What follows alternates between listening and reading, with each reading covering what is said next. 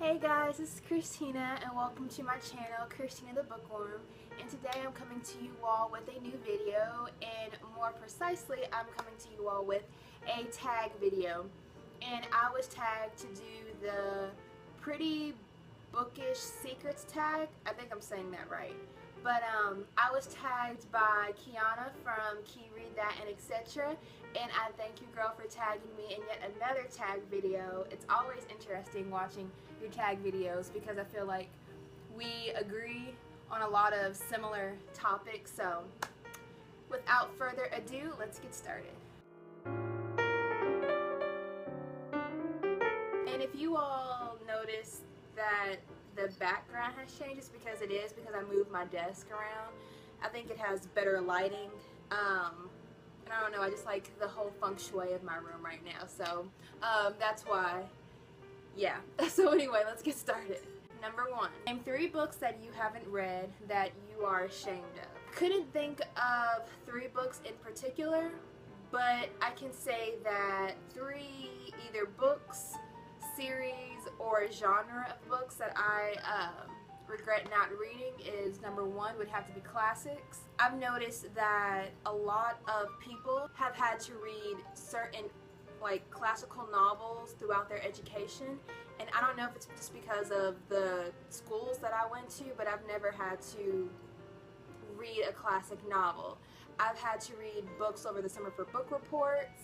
I've had to read books that were assigned from teachers, or just I don't know, regular books that help you with English or social studies or some type of class within high school or middle school or elementary school, but I've never really had to read any classic novels, so I've never really been open to Shakespeare and Emily Bront.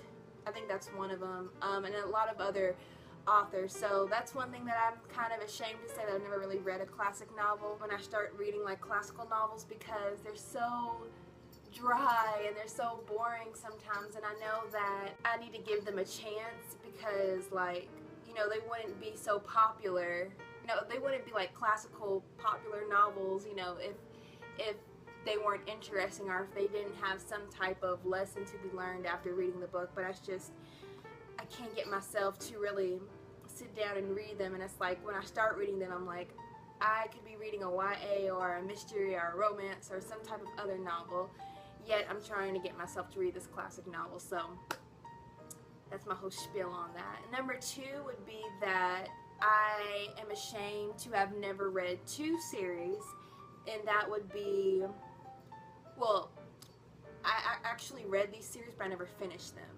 And number 1 would be Lemony Snicket's a series of unfortunate events, and I don't know the author's name, but Pretty Little Liars. And with both of those series, I stopped midway, so I never finished the whole series. With my Pretty Little Liars, I think I got up to book 8 before I stopped reading, and this is when Borders was still open. It was either 7 or 8, and the books, I don't know if you remember, but when the Pretty Little Liars books originally came out, they were in the $20 range, and I bought every single one of those books. And it got to the point where I was like, this is one of those type of series that I know is never going to end, and me dishing out money every time the book comes out is not practical. So I kind of stopped, just because I knew the way that it was going, and this was around the time that ABC Family finally picked up the show, or picked up the book as a series, and I was like, this is not going to end, and I'm gonna have to keep buying the books. And I really love the plot and everything, but it was starting to get, I don't know, a little bit cumbersome for me to keep buying and reading the book, so I never finished that. And a series of unfortunate events, I don't really know why I quit reading those books. I think I just got into other types of books, and it was I don't know if I really want to continue this. And this was around the time when I was reading Harry Potter and whatnot, so it was I got fixated on Harry Potter and the other type of books that came out around that time, so I just stopped reading it. But I plan on finishing the actual series this summer, so I'm excited about that. And 3 I would say I can't really think of anything that I'm really too much ashamed of. I can't really, like classics, Some Serious Unfortunate Events, Pretty Little Liars.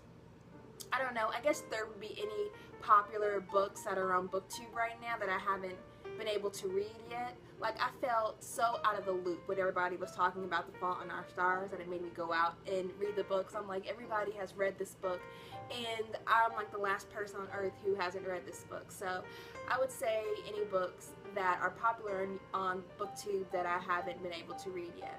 Question number 2. Have you lied about having things to do to keep reading instead of going out? I can honestly say I've never done that.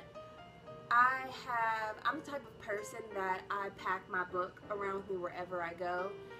It's not as bad as it used to be, but when I was younger, I used to take my book everywhere, whether it was when we were having dinner, I'd take it to the kitchen, to the bathroom, I'd take it to school with me, I'd be reading it in my classes when I should have been doing homework. So that I could probably say I've done before, but you know, actually canceling plans or saying no to plans because I'm reading a book, no. And I guess that's the great thing about books. It's like you can, you know, put a bookmark on the page that you left off and you can go do something and come back.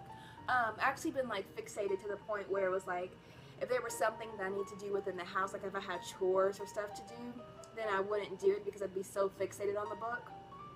But as far as like canceling plans or getting out of plans to read a book, I haven't taken it that far yet. Question number 3. Do you have any fictional crushes?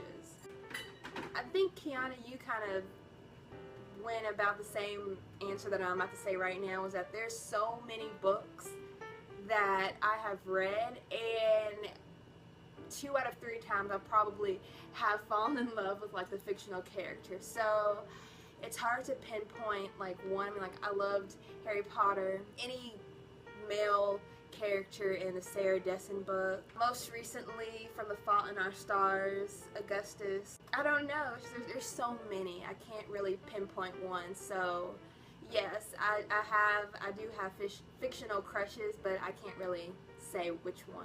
Number 4. Have you been jealous of a fictional character? Yes and no.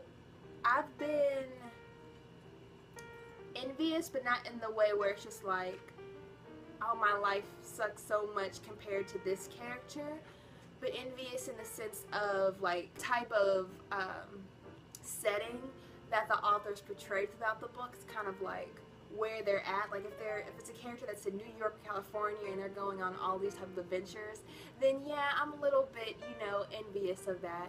But as far as being like jealous, no, because, you know, obviously they're not real characters, but a lot of the settings and whatnot, which is what I really pay attention to in books, have given me, I guess, the type of wanderlust aspect of life where I just want to travel to all different types of places, and I think books do that for everyone. I mean, I have never been outside of the U.S., but it's like reading books kind of takes me to different places, and it's like I actually want to go to these different places in real life. You know, even though I get to go to these places while I'm reading books, I would love to actually go to Paris.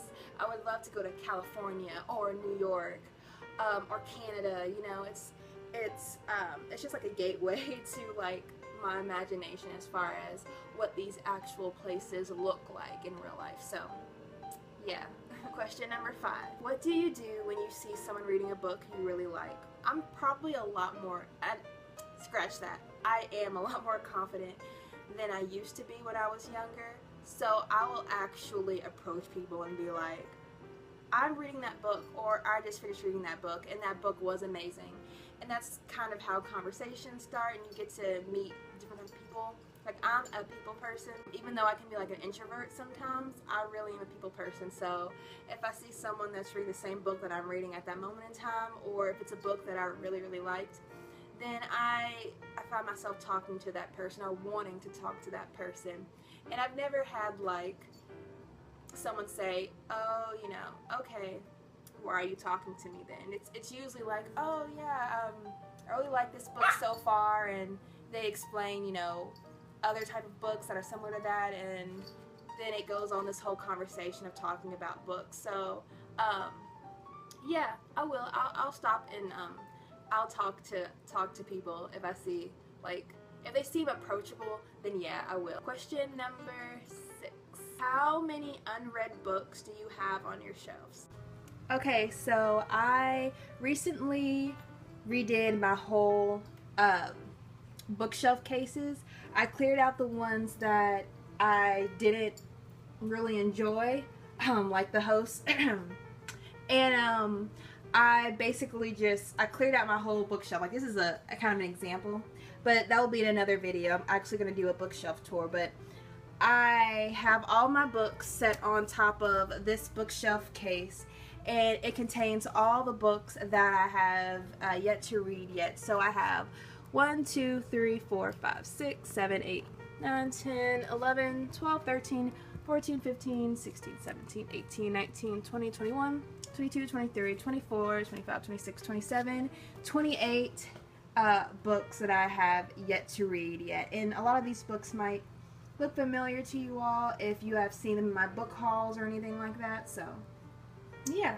these are all the books that I haven't been able to read yet, and this stock will probably get bigger as the summer goes on. Question number 7. Have you bought books based on their covers? I don't know any booktuber that hasn't done this. I know that you're not supposed to judge a book by its cover, and I don't, but if I'm in a bookstore and I'm like perusing the bookshelves and I see a book that stands out to me based on the cover, obviously that's the book that I'm going to look at, but I don't just, you know, say, oh, I'm going to buy this book because it's a pretty cover. I'm actually going to read the synopsis on the back or on the inside flap of the book if it's a hardcover book, and I'm going to see what it's about.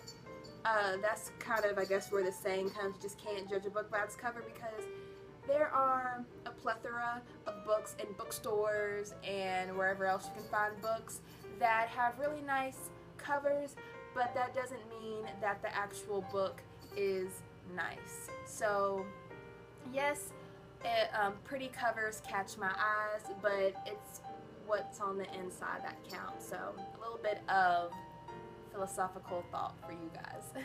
That's all that I have for this tag. I am going to tag some people down in the description box and the comment section, because I can't think of any people that I want to tag on the top. Well, I have a couple people in mind, but I have a lot more that I would like to tag. So make sure that you all look in the description bar or box and look in the comment section. And thank you all for watching this video. Don't forget to comment, like, and subscribe. Bye, you guys.